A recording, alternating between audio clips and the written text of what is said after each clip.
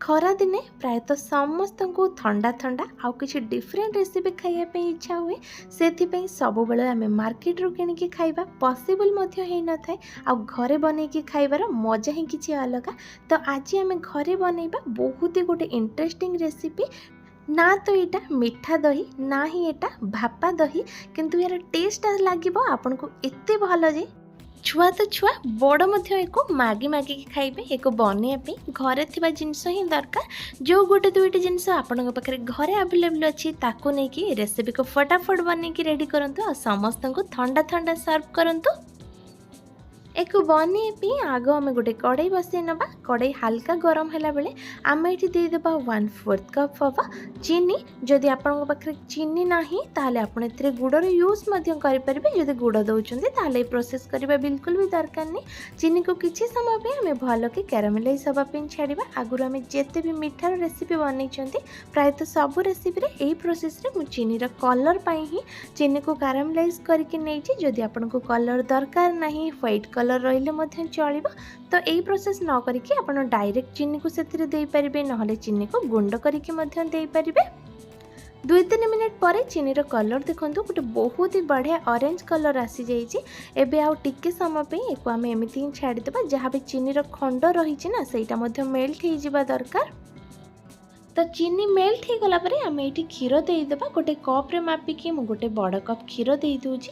क्षीर देकी चामच साहाय्य को टिके मिक्स करनबा। क्षीर जितेबाला आम दबा यहाँ ठंडा क्षीर नहीं तो से चीनी भल से मेल्ट होनी तो किसी समय एक फुटिया छाड़ीदबा।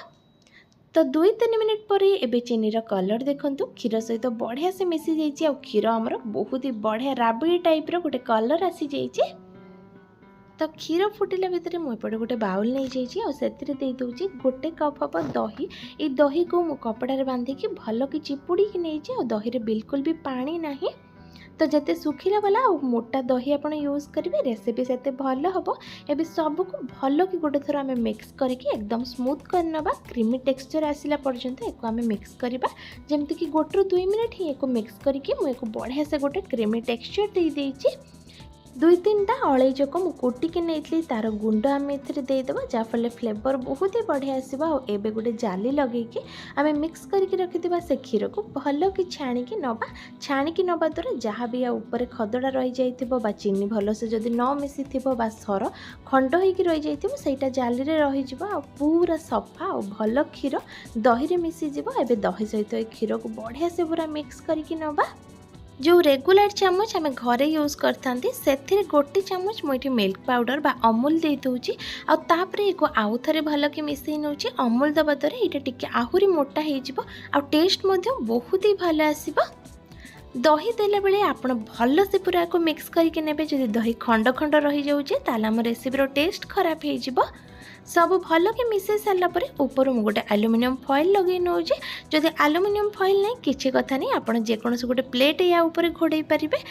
तो ऊपर भल कि कवर हो गला पर एक आम फ्रिज रे रखीदबा 4-5 घंटा पाई। तो एबे देखंतु ये 4-5 घंटा हो सारी आउ यहाँ भल कि बसी कि नहीं आम एल्युमिनियम फॉइल बाहर करके गोटे थर चेक करनबा। ऊपर ये बहुत ही बढ़िया से बसी जाइए। मुझको एमती करके देखा देखो बिल्कुल गोटे बिंदु भी बाहरुनी माने यहाँ बढ़िया से पूरा बसी। एबे को किसी समय भी आम पानी रे भसैकी रखीदबा। किसी समय पानी रे रखीदेवा द्वारा यार तल टेम्परेचरटा डाउन हो भल कि प्लेट रू बाहरी जीव।